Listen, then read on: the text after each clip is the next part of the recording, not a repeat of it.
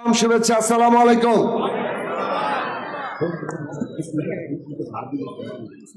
বাঞ্ছারামপুরে আমি এর আগে তো এসেছি, কিন্তু বাঞ্ছারামপুরে যখন প্রথম রাজনৈতিক ভাবে এসেছি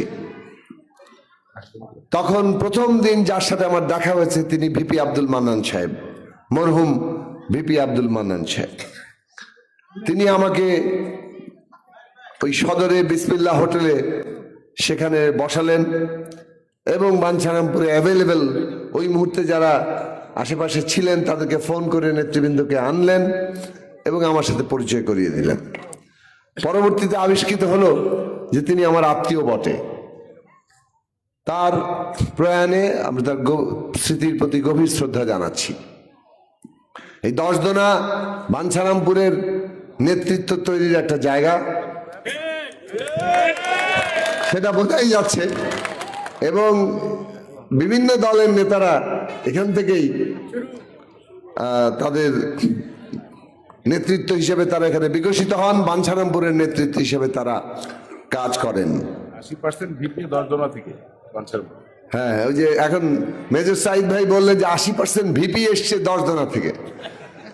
তা এখন 10 দোনায় যদি আমাদের মাথাল না যেতে তাহলে তো আমরা সফল হতে পারবো না। মাথাল কি জিতবে? আচ্ছা, দুইটা জিনিস আপনাদের বলি। আমরা একটা উন্নত বাঞ্ছারামপুর করতে চাই, আমরা একটা নিরাপদ বাঞ্ছারামপুর করতে চাই। একদিন রাস্তায় এই বাঞ্ছারামপুর মোড়ে বসে আলাপ করতেছিলাম কয়েকজন নেতা, তার মধ্যে অলিউল্লাহ ভাইয়া ছিলেন। কি কি করা যায়?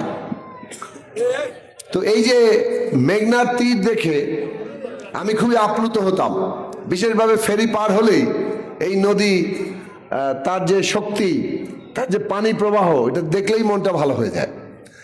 তো এখন মরিচা থেকে উজানচর পর্যন্ত এত বড় তীর খুব কম উপজেলারই আছে। তা আমরা যদি মেঘনার ব্রিজ হয় আর এই তীর ব্যাপী একটা মেরিন রোডের মতো করি, তাহলে এইখানে তো বিরাট বিনিয়োগের ক্ষেত্র হয়ে যাচ্ছে, তাই না? আমাদের লোকেরাই তো বিদেশে যায়, বিদেশে থাকে এবং সবচেয়ে বেশি রেমিটেন্স আনে এই বাঞ্ছারামপুর উপজেলার মানুষ। তো তারা বিনিয়োগ করার জায়গা পাবে। মরিচা কেন্দ্রিক আমরা শিল্পাঞ্চল গড়ে তুলতে পারি, কারণ এটা একটা বন্দরের মতো ভূমিকা নিবে। আমরা এখানে ক্ষুদ্র কুটির শিল্পের ক্ষেত্র তৈরি করতে পারি, আমরা কৃষি ফার্মিং এ যেতে পারি। এই সব ক্ষেত্র হলেই আমাদের এখানে প্রচুর কর্মসংস্থান তৈরি হবে। আর আমরা আমাদের শিশুদের, তরুণদের জন্য শিক্ষা, স্বাস্থ্য, বাসস্থান, প্রাণ, প্রকৃতি, আমরা ইন্টারনেট, এই সমস্ত জায়গা যদি নিশ্চিত করতে পারি, তাহলে বাঞ্ছারামপুর একটা ভিন্ন চেহারা নিবে। এই তরুণরা মাদকাসক্তির কবলে পড়বে না, এই তরুণরা সন্ত্রাসের কবলে পড়বে না, এবং আমাদের এখানে নতুন নতুন সৃজনশীল জায়গা তৈরি হবে, সৃষ্টিশীল জায়গা তৈরি হবে। আমাদের তরুণরা উদ্যোক্তা হবে, আমাদের তারা ভালো লেখাপড়া করে দেশে বিদেশে সুনাম করবে, আমাদের তরুণরা বড় বড় চাকরিতে যাবে। এবং বাঞ্ছারামপুর এমনিতেও অনেক মানুষ এখনো কৃতি হিসাবে বিভিন্ন জায়গায় আছেন, কিন্তু এইখানে যদি আমরা লেখাপড়ার মানটা একেবারে শুরু থেকে সবাই মিলে আমরা এটার উপর জোর দেই, তাহলে আমরা একটা ভিন্ন জায়গায় চলে যাব।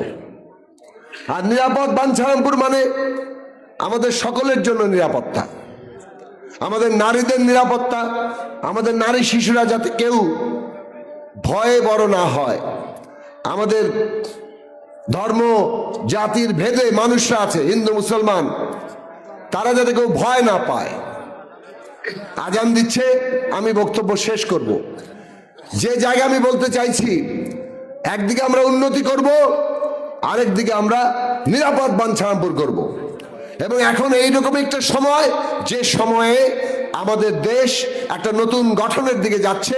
বিএনপির চেয়ারম্যান তারেক রহমান বলেছেন 5ই আগস্টের আগে বাংলাদেশ আর ফেরত যাবে না, বাংলাদেশ ঐক্যবদ্ধ বাংলাদেশ হবে। কোন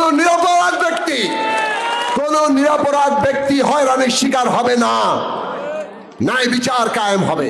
কাজেই আসুন আমরা মাথাল মার্কার পক্ষে দাঁড়াই। ধানের শীষ এখানে মাথাল।